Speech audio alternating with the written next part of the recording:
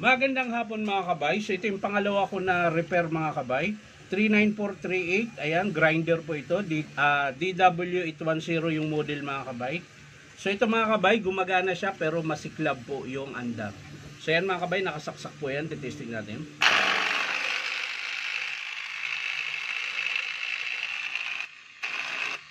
So, hindi gaano kita mga kabay. Bubuksan natin para makita nyo po.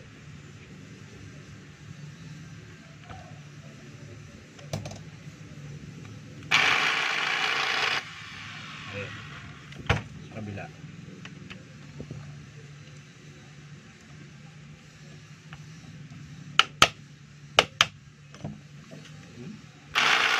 Ayan po.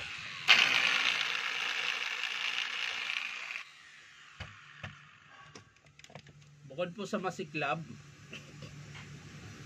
mabagal po yung ikot niya. So pag mga ganyan mga kabay, maaring sunog po yan, mga ganyan.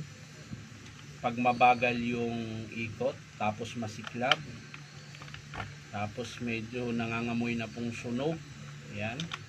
So maaring sunog yung field coil, maaring sunog yung armature, maaring ding sabay, ayan, depende po kung anong nangyari. So tulad nitong bubuksan natin ngayon, titingnan natin kung bakit siya nasunog. So ayan, bubuksan natin mga kabay.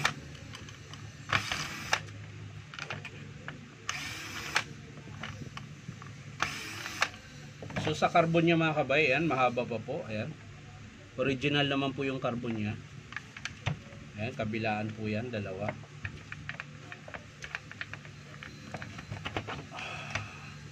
So ayan mga kabay, kaya pala po mabagal tsaka maamoy dahil po ay pumutok po yung winding ng armature. Ayan.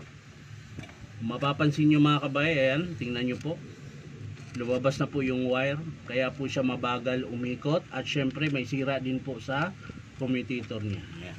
So sira po yung armature mga kabay, bearing niya okay pa. Check lang natin yung spindle gear niya mga kabay kung buo pa ba. Ayan, kailangan natin hugutin yung armature at masilip natin yung pinion niya. Ayan. So okay pa po yung pinion mga kabay, buo pa. Bearing okay pa po. So yung field coil ngayon mga kabay, tingnan natin kung nadamay. So ayan mga kabay, ayan, lumubo din po yung winding ng field coil mga kabay. Tsaka kung mapapansin nyo, ayan, hindi gaano kita. Kung mapapansin nyo mga kabay, ayan, nangitim.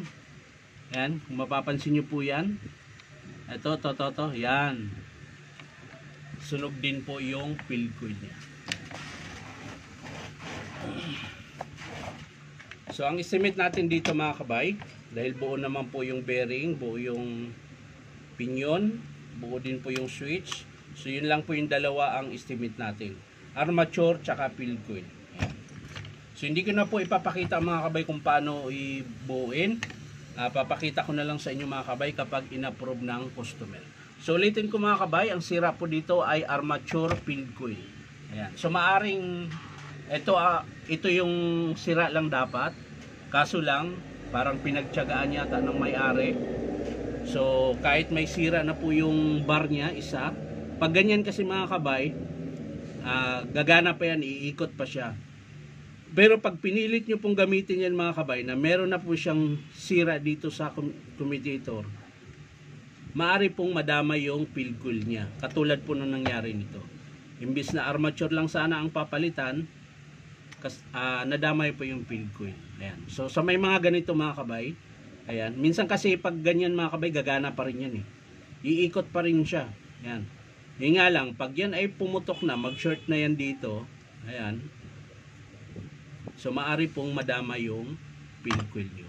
So kung may grinder kayo, nakita nyo yung bar na medyo manipis na, o kaya ganito na, ihinto nyo na po yung paggamit habang maganda pa yung ikot niya. Palitan nyo po ng armature. So yan lang mga kabay, maraming salamat sa panunood at palike and share na rin po. At syempre po baka naman pwedeng i-subscribe nyo po sa aking YouTube account na Inong Tabay. So maraming salamat ulit mga kabay. Bye bye.